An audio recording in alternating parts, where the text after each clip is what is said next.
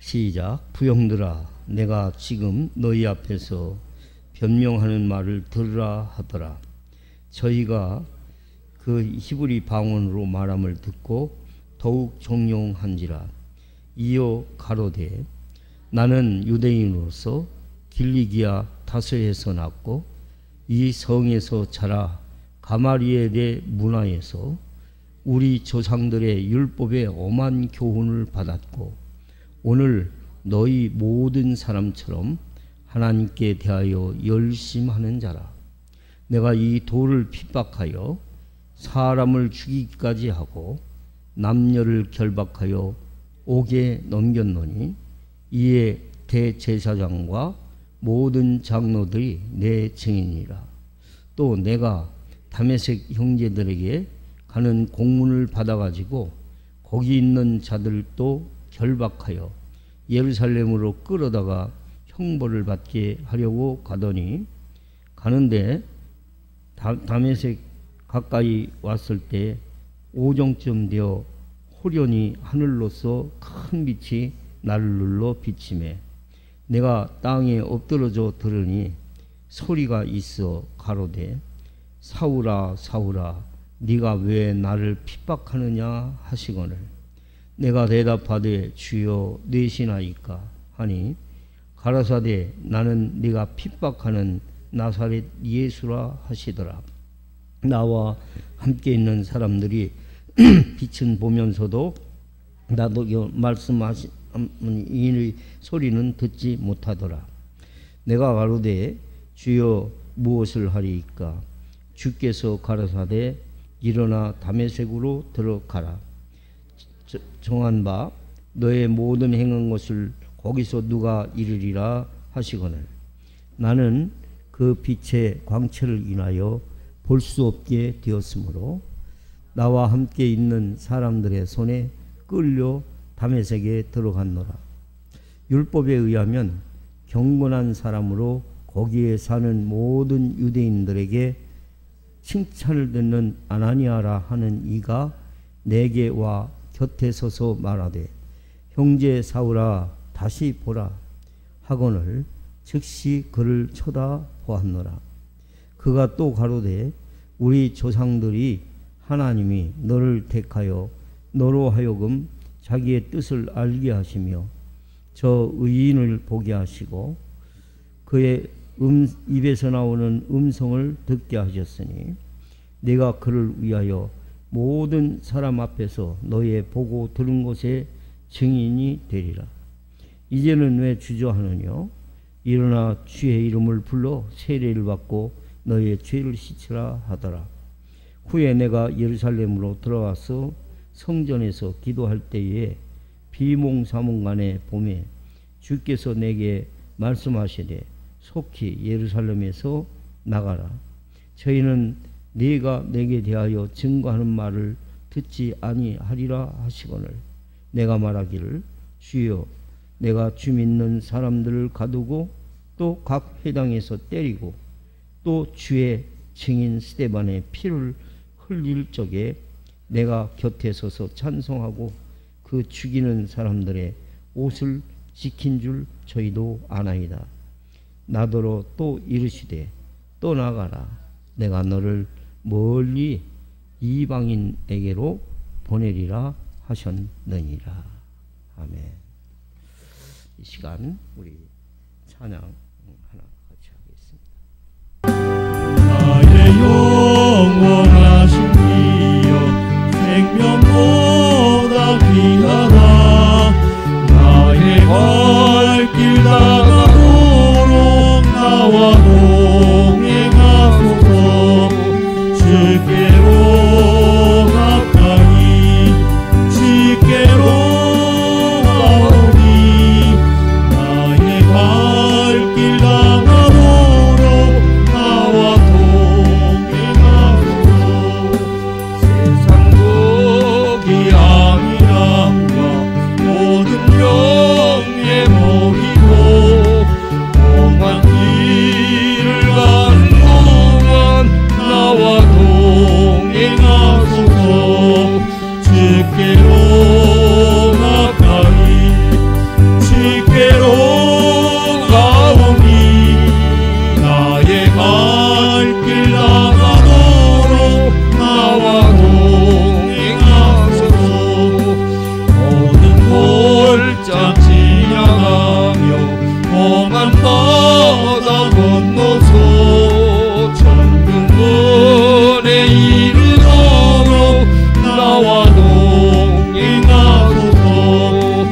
집게로 가까이 집게로 가오니 나의 갈 길 나가도록 나와 동행하소서.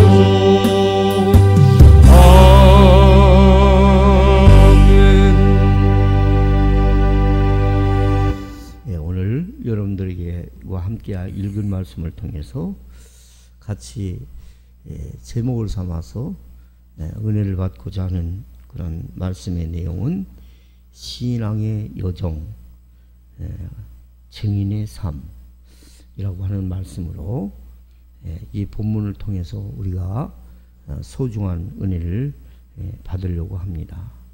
신앙의 여정, 증인의 삶.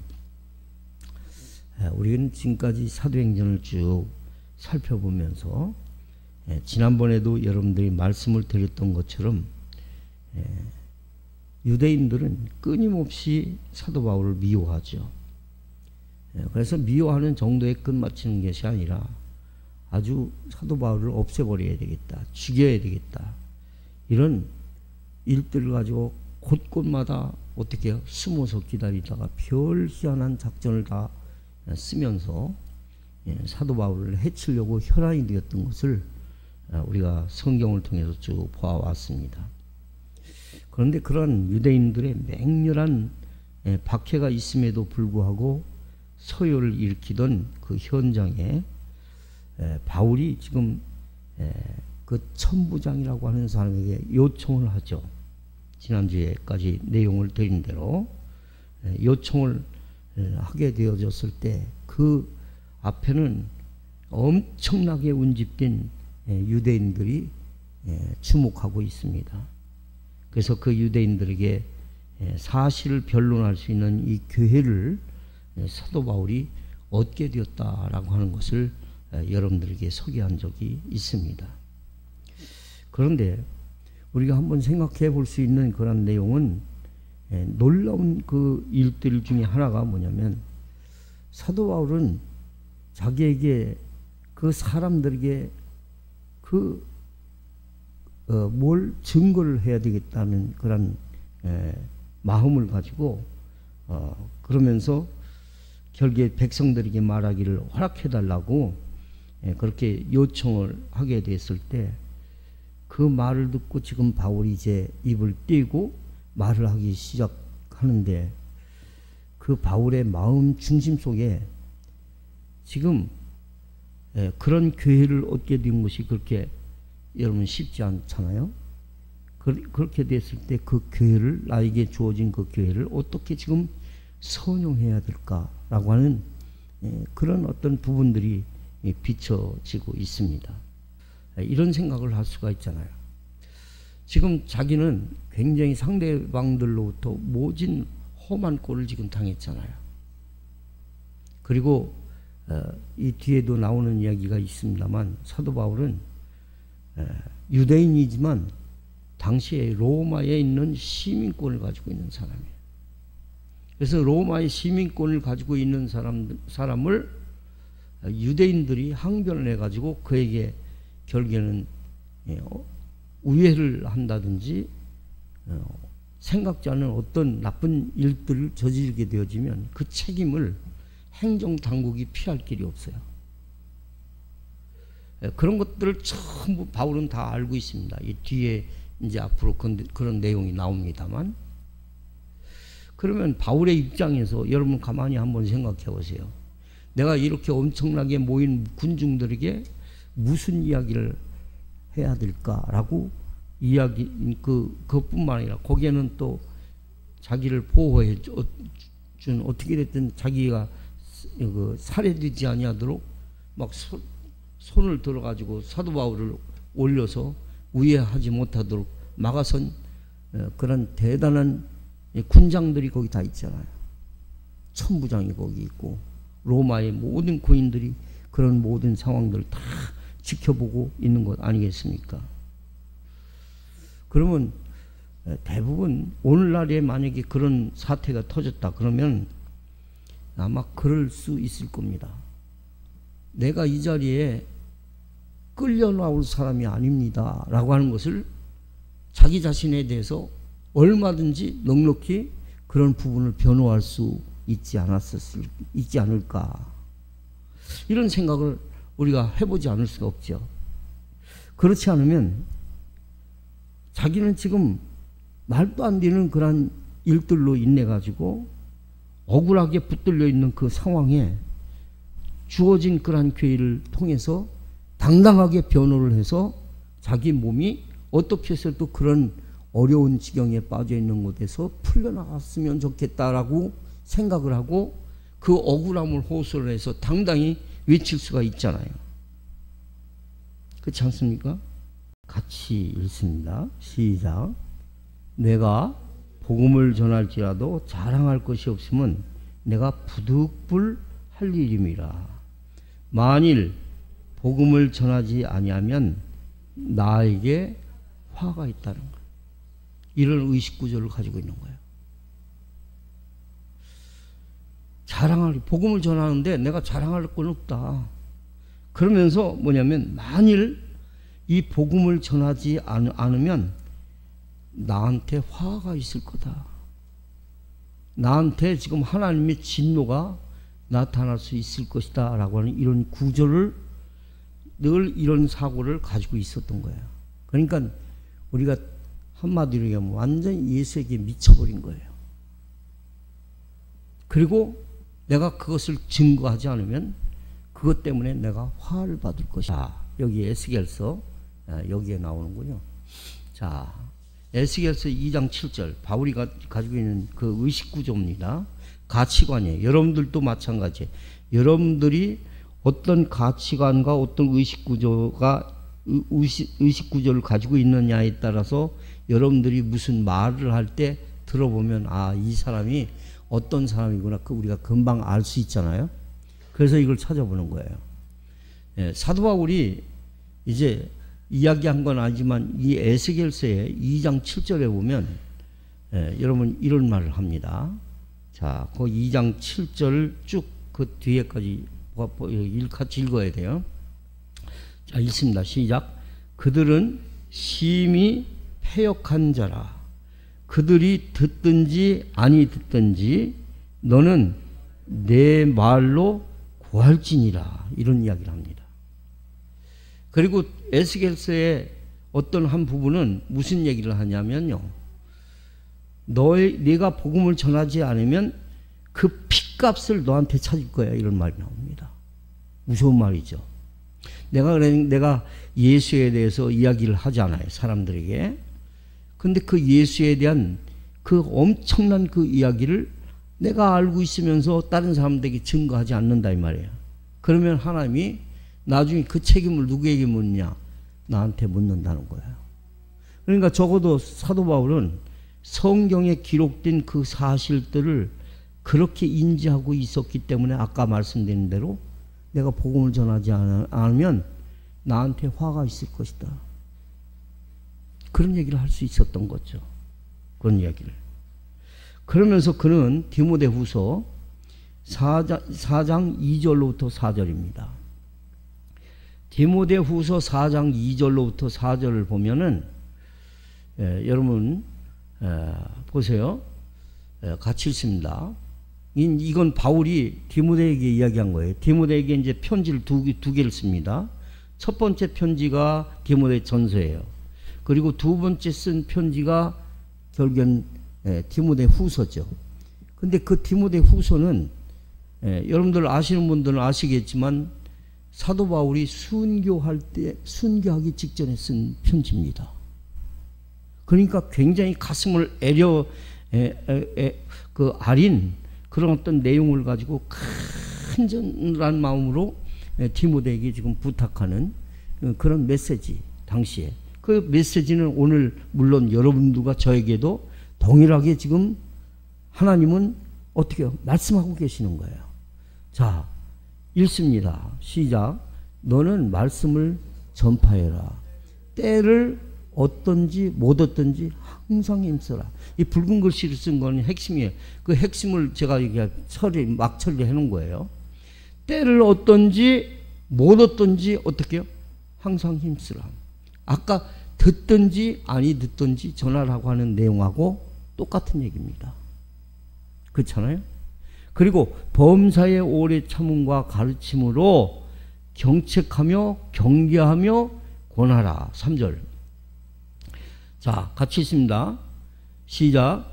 때가 이르리니 사람이 바른 교훈을 받지 아니하며 귀가 가려워 자기의 사욕을 쫓따를 스승을 많이 두고 그 귀를 진리에서 돌이켜 허탄한 이야기를 따르리라. 다 알고 있는 거예요, 바울이. 그때 당시에도 복음을 전하지만 한 귀로 듣고 한 귀로 흘리는 사람들이 많고, 또 자기들에게 재미있는 이야기는 해줘야 오늘 은혜, 나는 성도들이 은혜 받았습니다. 여기 처음에는요 그게 고마웠어요.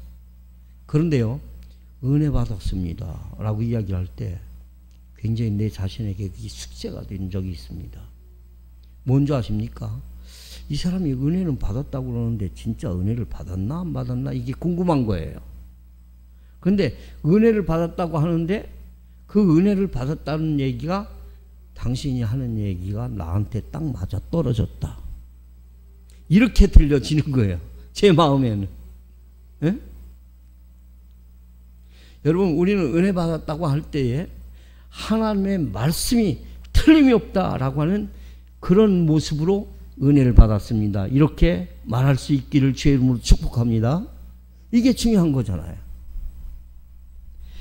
아무튼 오늘 이 성경에 보니까 사도 바울은 때를 얻든지 못 얻든지 어떻게 해요? 복음을 전할 때 항상 어떻게 해요? 힘쓰라는 거예요. 그 얘기는 들어먹든지 안 들어먹든지 상관없이 네 할 일 하라는 이야기로 우리는 받아야 될 그런 내용이 아니겠나 라고 하는 생각을 하는 겁니다. 자, 그럼 오늘 본문으로 들어옵니다. 그러면 여러분, 이렇게 엄청난 군중들이 혐오감은 과거 자신이 가지고 있었던 사상과 동일한 생각을 가지고 있었던 사람들이었기 때문에 지금 사도 바울이 뭘 하냐면 어떤 신학적인 어떤 맥락을 가지고 이야기를 하는 게 아니에요. 그 강하게 반대하는 그 사람들에게 무엇을 지금 전해야 될까라고 생각을 하면서 하나님의 지혜가 사도 바울에게 있었는데, 그게 바로 뭐냐면 간증이라고 하는 겁니다. 뭐라고요? 간증. 여러분들도 마찬가지예요. 성경에 그 복잡하고 여러 가지 어려운 모든 일들이 기록이 되어졌는데 그걸 가지고 사람들에게 읽어주거나 그걸 가지고 설명을 해주면 한 번도 그런 어떤 부분에 대해서 감각이 없는 사람들이 듣고 여러분 이해가 되겠어요? 받아들여질 수 있겠어요? 그래서 지금 바울이 다른 이야기를 하지 아니하고 지금 자기에게 일어났던 일들을 지금 간증을 하고 있는 것입니다. 신나는 일이나 좋은 일이나 언제든지 간증이 될 수 있습니다만은 어렵고 힘든 신앙의 여정, 또 얼마든지 복음의 증거에 빌미로 작용할 수 있잖아요. 여러분들 신앙생활을 하면서 때로는 기쁜 일들이 있기도 있을 수 있고, 때로는 신앙생활을 하면서 참담하고 어려운 일들을 겪을 수도 있는 거예요. 저도 목회자로 생명의 복음을 전한다고 이야기하지만 언제나 신나는 일만 여러분 전하고 싶지, 슬프고 우려가 되어지는 그런 일들을 전해가지고 사람들에게 마음에 그런 것들을 통해가지고 동요가 되어가지고 문제가 생긴다면 이건 참 서로가 피차 참 힘든 얘기 아니에요. 그렇잖아요. 그러니까 우리의 신앙의 여정에는 우리가 분명히 알아야 될 것은 굉장히 어려운 일들이 많이 있어요. 사도 바울이 지금까지 자기의 행적을 돌아보면 그렇게 고단한 세월을 겪고 살았던 것이 틀림이 없는 그런 사람입니다. 그런데 그 사람들한테 이야기를 할 때 그 신앙의 여정을 쭉 어떻게 해요? 가감 없이 지금 어떻게 해요? 그들 앞에 지금 전하고 있다고 하는 것이죠. 그래서 여러분, 우리가 신앙생활 복음을 전할 때 자꾸 어려운 말 저 만들어가지고 이렇게 할 거 없어요. 이 자리에 여러분 어린아이가 앉아 있다고 할지라도 그 어린아이라고 할지라도 쉽게 알아들 수 있는 말로 할 수 있는 게 있다면 그게 간증이라고 하는 것입니다. 어떤 교회는 제가 이야기를 들어보니까요, 매 주마다 성도들이 간단하게 한 5분씩 간증을 한다는 거예요. 그러니까 교회 분위기가 굉장히 좋은 거예요. 매 주마다. 여러분, 목사님이 설교를 하면 성도들이 들을 때에는 목사님이 당연히 하는 거니까 그 설교 들을 수 있죠. 그런데 한쪽에서는 뭐냐면 공감을 하지 않는다는 거예요.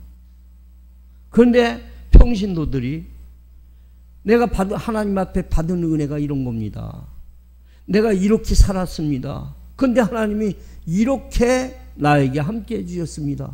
이렇게 이야기를 하면 자기들과 똑같은 어떻게 평신도의 길을 가고 있는 사람이 자기의 신앙을 가지고 하나님을 높여드리는 그런 이야기를 듣고 공감하기가 훨씬 좋은 거죠.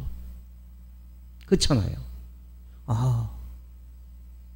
그럴 수 있겠구나 라고 하는 생각을 가지고 그 목사님이 그렇게 하신다고 하는 거에 대해서 전 동일하게 공감을 한 일이 있습니다. 근데 목사님 좋습니다. 좋은데요, 그러면 간증할 때 어떻게 간증을 해야 될까요? 라고 하는 것도 오늘 이 성경을 통해서 우리에게 보여줘요. 성경을 통해서 어떻게 가냐. 어떤 사람은 간증한다고 해놓고 자기 자랑으로 일관하는 사람들이 있잖아요. 그죠? 그리고 간증한다고 해놓고 하나님이 보여야 되는데 하나님은 쑥 빠져버리고 누가 보였냐? 그 사람이 돋보이기 시작하는 거예요. 문제가. 또 자꾸 간증이 자꾸 바뀌어. 막 늘어나가지고 말은 잘해가지고 사람들에게 설득력 있게 이야기를 하는데 막 그게 점점 막 커져. 이러는 거예요. 다 문제가 다 있죠. 그것도 단점이 있고. 그런데 오늘 이 성경을 통해서 보니까 사도 바울이 간증을 하는데 이런 걸 우리가 발견해 보는 거예요. 그건 뭐냐면 자신에게 일어난 일을 솔직하게 지금 말을 하고 있다라고 하는 거예요. 여러분, 사도행전 1장부터 28장까지 되어 있는데 1장부터 28장까지 사도 바울의 간증이 몇 번 정도 나오는 것 같아요. 여러분들이 인식할 때 3번 정도 나옵니다. 근데 목사님, 제가 성경을 읽어보니까요, 조금씩 틀리던데요? 그런 이야기를 해요. 그럴 수밖에 없죠. 왜냐하면 사도행전을 여러분 기록한 저자가 누구예요? 누가죠? 그죠? 사도행전 9장에 여러분 사도 바울이 그 결국엔 체험했던 그 간증이 거기에 나와요. 사도 바울의 역사했던. 그건 누가 기록을 하냐면 사도 바울이 결국에는 친구였고 의사였던 누가의 입장에서 본 내용을 그대로 설명해 나간 거예요. 그러나 오늘 이 읽은 내용은 자기 자신에게 일어났던 일들을 어떻게 해요? 구체적으로 지금 간증하는 것입니다. 그래서 약간 어떻게 해요? 표현이 다를 수 있는 그런 상황들이 살짝 비춰지는 것은 사실이에요. 그러나 확 다르고 그건 말도 안 되는 얘기, 안 했던 얘기를 했다 그렇게 우리가 볼 수는 없어요. 아무튼 간증은 뭐냐면 한 번 했던 간증은 똑같아야 됩니다. 바뀌면 안 돼요. 바뀌면 자기가 자기 생각을 가지고 옛날에 우리도 여러분 우리 우리 가정교회 그거 하면서 간증 시켰잖아요. 근데 어느 날 와가지고 우리 중앙사랑이 동산 와가지고 누구 보고 간증을 하는데 간증을 했는데 완전히 그 얘기는 그 얘기인데 완전히 다른 얘기를 하고 있는 거야.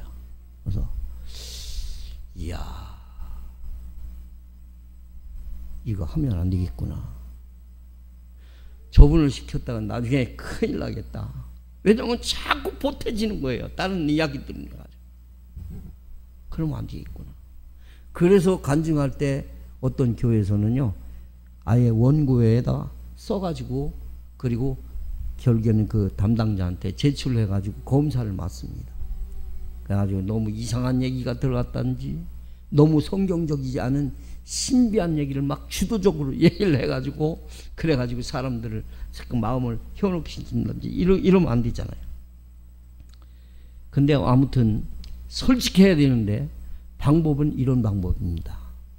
세 가지 원리가 있어요. 첫 번째, 따로 사시오. 예수를 믿기 전, 예수를 만나기 전, 예수님을 만나기 전에 내가 어떤 존재였다라고 하는 것을 이야기할 수 있어야 됩니다. 그리고 두 번째로는 어떻게 했냐면 어떤 상황에서 주님을 만나게 됐나, 이거를 반드시 이야기를 해야 됩니다. 간증을 할 때는 예수를 믿기 전에는 내가 어떤 사람이었는데, 예수를 만나고 나서 만날 때 나에게 어떤 일들이 있었는가라고 하는 것을. 그런데 여기서 사람들이 실수를 많이 할 때가 많아요. 뭐냐, 있지도 않았는데 있는 것처럼 하기가 쉽거든요. 왜냐하면 그걸 강조하려고. 그럴 필요 없습니다. 나에게 자연스럽게 일어난 일들을 순수하게 그 상황만 해주면 되는 것이죠. 그 다음에 세 번째로는 어떤 상황에서 주님을 만나게 되었는가, 다음에 주님을 만난 이후에 지금 나의 모습을 이야기를 하는 것입니다. 이게 간증이에요. 주님을 만난 다음에 나의 모습이 어떤 모습인가를 지금 이야기를 해주는 거예요. 그래서 오늘 이 성경에 본문이 이제 그렇게 구조가 되어 있어요. 뭐냐면 3절부터 5절까지는 사도 바울이 주님을 만나기 전에 본인이 어떤 존재였다는 것을 이야기를 해줍니다. 그죠? 그리고 6절로부터 11절까지는 주님을 만난 그 현장의 구체적인 사실들을 증거를 해줍니다. 그리고 그 뒤로는 주님을 만난 이후에 결국엔 자기에게 일어난 그러한 모든 일들을 쫙 설명해 주고 있는 그런 내용이에요, 이 본문이. 자, 그러면 지금 3절부터 보게 되어지면은 뭐라고 지금 사도 바울이 이야기를 합니까? 주님을 만나기 전에 자기의 신분과 자기가 어떤 고향에서 살았다는 것을 우선 이야기를 해주죠. 그죠? 나는 유대인으로 길리기아 어디에서 났다고요? 다소에서 났고, 다소를 그래서 여러분들 찾아봐야 돼요. 여러분들의 인터넷 같은 데 이렇게 다소 그러면 이 지역이 어느 정도로 규모가 있는 도시다 이런 게 다 나와요.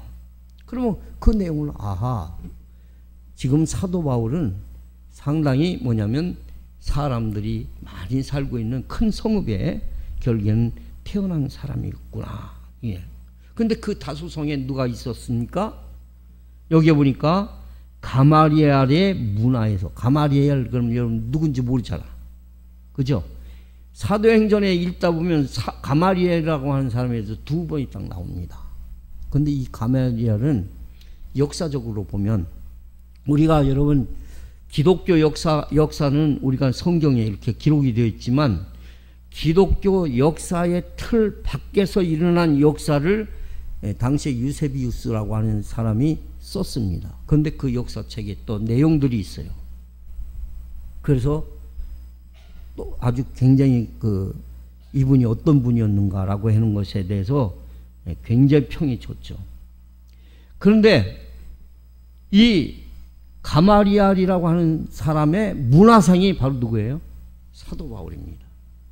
그러니까 요즘으로 이야기하면 훌륭한 대학교의 총장님 정도로 된다 이렇게 생각하면 돼요. 그 교수님 정도 된다 이렇게 생각하면 돼요. 전문적인. 그런데 이 가마리엘이라는 사람이 어떤 사람이냐. 지금 사도 바울이 이런 이야기를 하는 이유가 다 있어요. 그리고 뭐냐면 사도행전 5장 33절 34절에 이 가마리엘이 등장이 돼요. 한번 띄워보세요. 자, 여기에 등장이 되어지는데 뭐라고 기록했는지 한번 읽어봅니다. 시작. 그들이 듣고 크게 노하여 사도들을 없이 하고자 할세 바리새인 가마리엘은 율법 교사로 모든 백성에게 뭘 받다? 존경을 받는 자라 그랬습니다.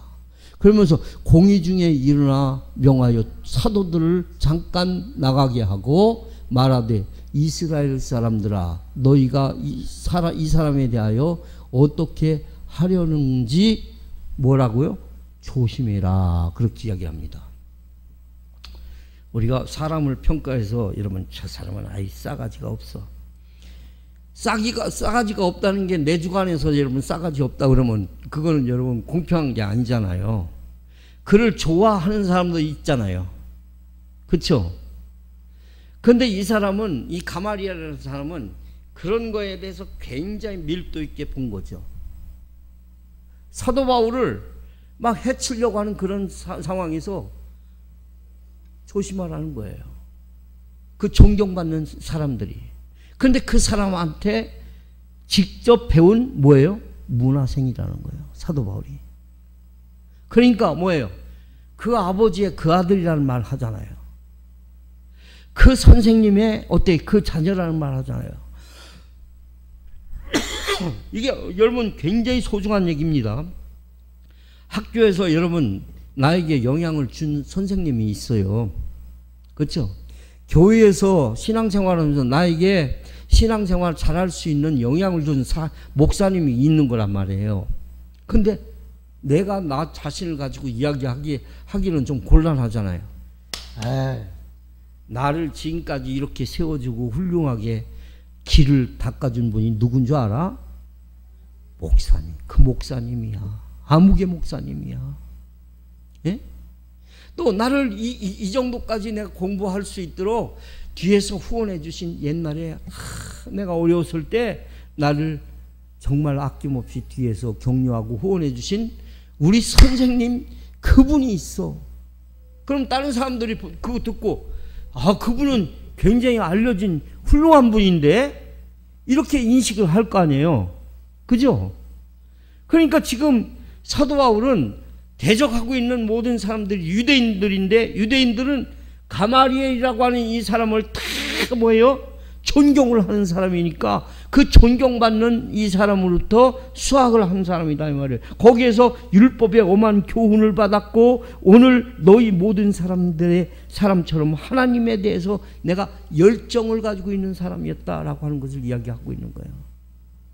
그러니까 사도 바울이 사도행전 9장 이전에 보면 얼마나 여러분 핍박을 하고 다녔습니까? 그렇잖아요. 왜냐하면 그거는 자기가 잘못한다고 생각해 본 적이 없어요. 자기가 하는 일이 어떻게 해요? 옳다고 생각하는 거예요. 잘한다고 생각한 거예요. 이 사람은. 예? 그래가지고 하나님 앞에 열심히 있는 그런 사람으로 그리고 스데반 앞에서 모든 군중 앞에서 자기의 지난 과거에 저질렀던 그런 일들 남김없이 다 어떻게 그것을 고백을 하고 있는 것입니다.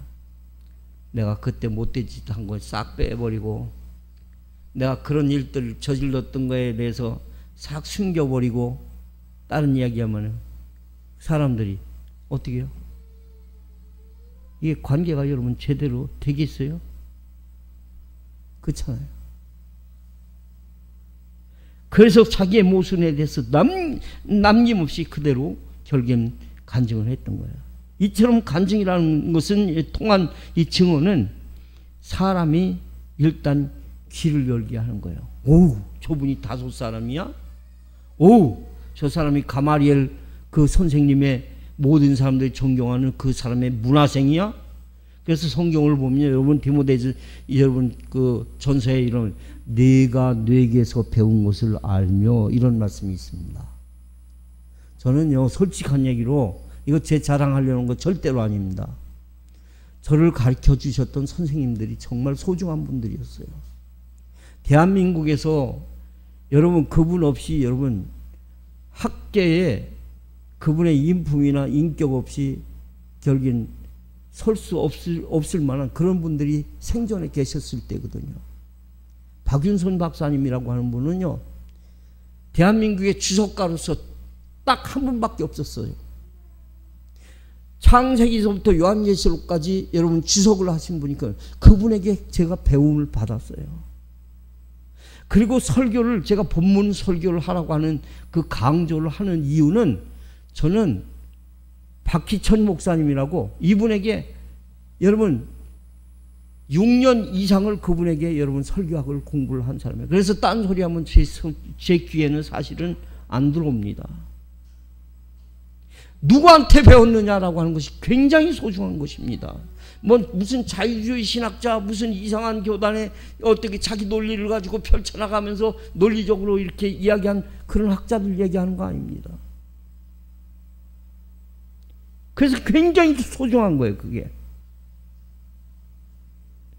그래서 그런 이야기를 하다 보면 귀를 여는 거예요. 제가 대구의 대신대학교에 가가지고 강의할 수 있는 기회가 있었는데, 그 여러분 대학 교수님들 여러분 저보다도 훨씬 학위를 가지고 있고 뛰어난 분들 아니겠어요? 그런데 사람들이 수근수근합니다. 지금 저 양반이 지금 총회 고시부의 고시부장이라고 하는데 도대체 누구야? 어떤 사람이야? 그래가지고 저를 어떻게 크게 하고 지켜보고 있잖아요. 처음 하는 거니까. 근데 우리 같이 이제 임원 중에 한 분이 제가 강의를 하는 걸, 목사님, 여러분들 죄송합니다. 저는 우리 대한민국의 그 개혁신학의 그 큰 보수로 계시는 박경룡 박사님한테 저는 강의를 한 2번 정도 들었습니다. 제가 그랬더니 깜짝 놀래요. 왜냐하면 그분은 굉장히 박윤선 박사님보다 더 훨씬 이전에 조직신학의 거장이라고 알려져 있는 그런 분이거든요. 깜짝 놀래요. 그러면서 마음을 열더라고요. 마음을. 그 간증이라는 것은 사람의 마음을 아무튼 열게 하는 거예요.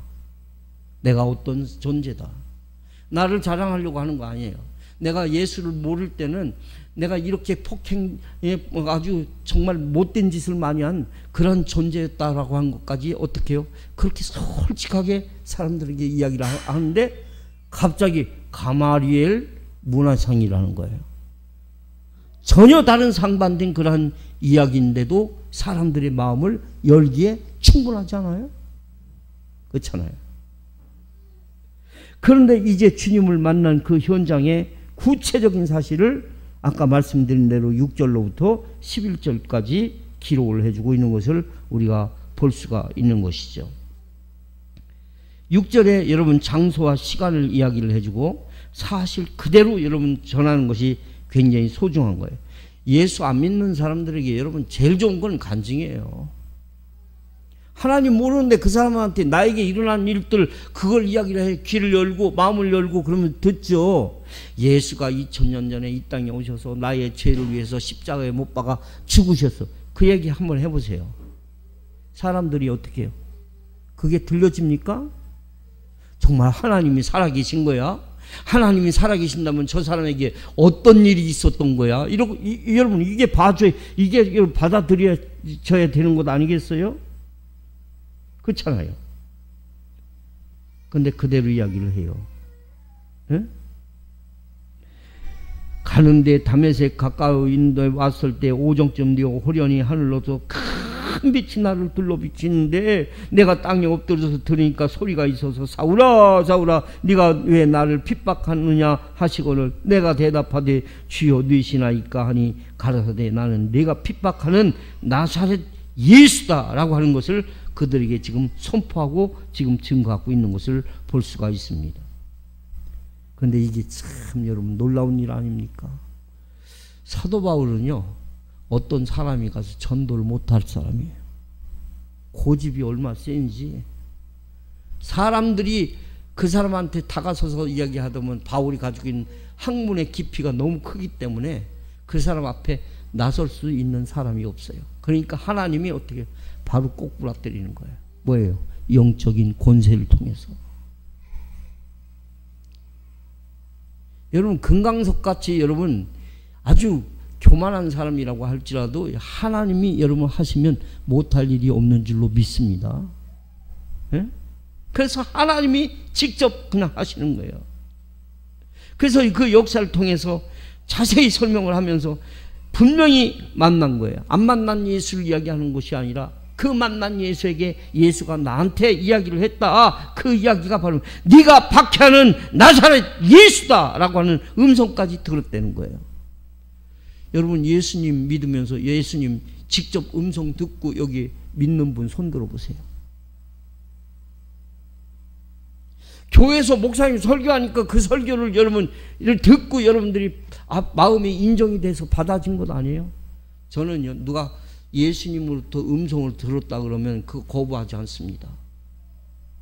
왜냐하면 그렇게 들려줘야 믿을 사람은 그렇게 믿는 거예요. 하나님이 그렇게 보여줘서 믿어야 되는 사람은 그렇게 보여줘야 믿는 거예요. 그렇잖아요. 사람이 다 똑같은 건 아니잖아요. 그래서 여러분 일어날 사건과 주님 만난 이후에 결국엔 주님을 통해 보내실 사람들을 통해서 보이지 않았던 눈이 열리기 시작합니다. 사도 바울이 빛이 쫙 띄어질 때 그 빛들로 인해서 눈이 뭐가 됐어요? 실명이 됐잖아요. 3일 동안 여러분 보지를 못했잖아요. 근데 보지 못하는 가운데도 음성을 듣고 누구누구를 만나게 될 것이다 그래서 만난 사람이 오늘 성경 보니까 누구라는 거예요? 아나니아잖아요. 근데 아나니아만 만난다고 여러분 됩니까? 또 다른 거기 사도들이 있는데 가서 가 있다 보면 그 사도들이 있는 지역에서 저 사람 그 가까이 근접하지 마. 저 사람은 상대할 수 있는 사람이 아니야. 그러면서 막아설 때에 예? 그때 그것을 변론해 준 사람이 누구예요? 바나바잖아요. 그래서 바나바가 이 사람은 하나님 주님을 만나가지고 이렇게 사람이 회복이 되어지고 돌변이 되어져가지고 복음을 전하는 전사가 됐어. 같이 만나서 이야기를 해도 돼. 그러면서 어떻게 해요? 사도 바울의 대변자가 되게 하신 하나님 누구를 통해서요? 바나바를 통해서.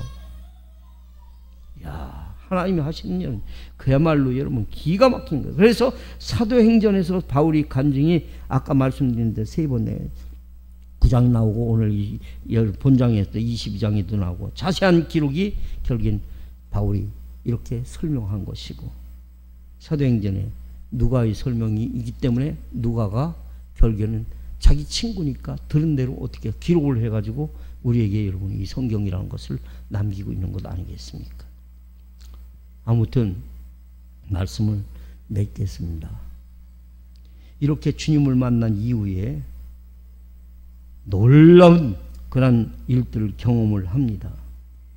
사도행전 22장 여러분 19절 말씀으로 이렇게 한번 쭉 이렇게 보시면은 뭐라고 기록을 해주고 있어요? 내가 말하기를 주여 내가 주 믿는 사람들을 가두고 또 각 회당에서 때리고 또 주의 증인 세반 피를 흘릴 적에 내가 곁에서 찬성하고 그 죽이는 사람들의 옷을 지킨 줄 저희도 아나이다. 그걸 본 현장의 사람들이 있었으니까 그 이야기를 어떻게 반복해가지고 예수를 만나기 이전에 내가 이렇게 했던 사람입니다. 그러면서 그 상황을 전부 고백을 하잖아요.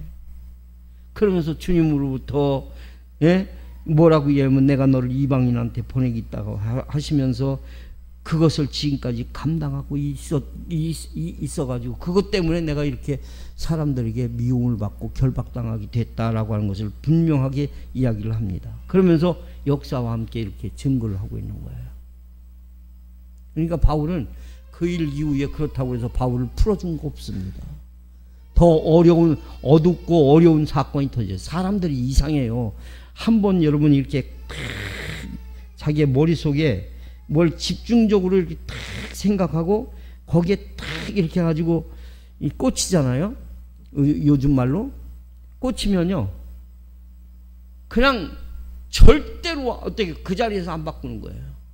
절대로 고집을 피우고. 유대인들이 바로 그런 사람들이에요.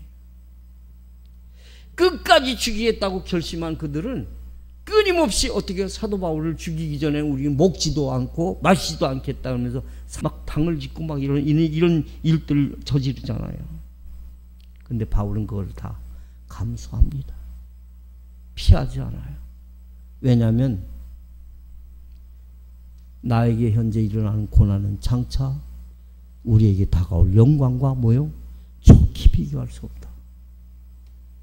여러분, 우리는 여러분과 저는 솔직한 얘기로 이 땅에 살고 있지만 사실은 어떤 모습으로 살아야 되냐면 하늘의 소망을 가지고 살아야 될 줄로 믿습니다. 아멘. 이 땅에서 사는 날 동안 우리 주님을 믿고 섬긴다고 하는 것은 고통이 없다는 게 아니에요. 고통이 있을지라도 매 순간순간 하나님께서 도우시는 은혜의 체험으로 우리를 인도해 주시기도 하지만 결국에는 여러분들과 제가 마지막 막판에 동일하게 설 수 있는 그 자리는 누구 앞에 설 거예요? 주님 앞에 서게 된다는 사실을 잊지 않기를 주의 이름으로 축복합니다. 그러므로 우리가 신앙의 여정, 여러 가지 어렵고 고단하고 힘들고 이런 일들이 있다고 하지만 그런 모든 과정을 지켜보시는 우리 하나님 앞에 날마다 나를 보는 사람들 앞에 증인의 삶으로서, 그래서 여러분들이 체험적 신앙을 가지고 주님과 동행을 하면서 여러분들의 정말로 깊은 그 간증을 통해서 많은 사람들이 주께로 돌아오는 그 축복된 은혜를 또한 경험할 수 있기를 주의 이름으로 축복합니다. 기도하겠습니다. 아버지 하나님, 은혜를 고맙고 감사합니다. 바르게 하려고 하면 때로는 원하지 않는 고통과 또한 우려되어지는 상황들이 언제든지 있을 수 있다고 하는 사실을 우리가 꼭 기억하고, 적어도 우리의 신앙의 여정 속에는 여러 가지 혼란한 일들이 많이 있을지라도 증인의 삶으로 사는데 부족함이 없도록 지금까지 채우셨고 앞으로도 채우실 주님을 믿습니다. 놀라우신 우리 하나님 앞에 다가설 때에 주님과 동행하는 복된 믿음의 자녀로 부족함이 없는 축복된 신앙으로 언제나 승리할 수 있도록 은총을 입혀 주옵소서. 예수님의 이름으로 기도하옵나이다. 아멘. 우리 다 같이 일어나셔서 우리 찬양 드리고 마치겠습니다.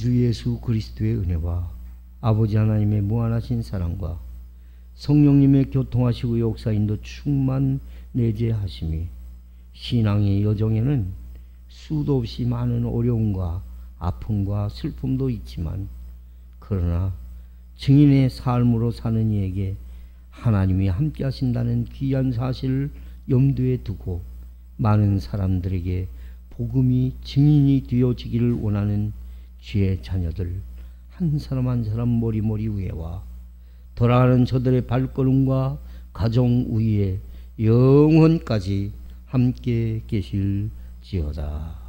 아멘. 주님.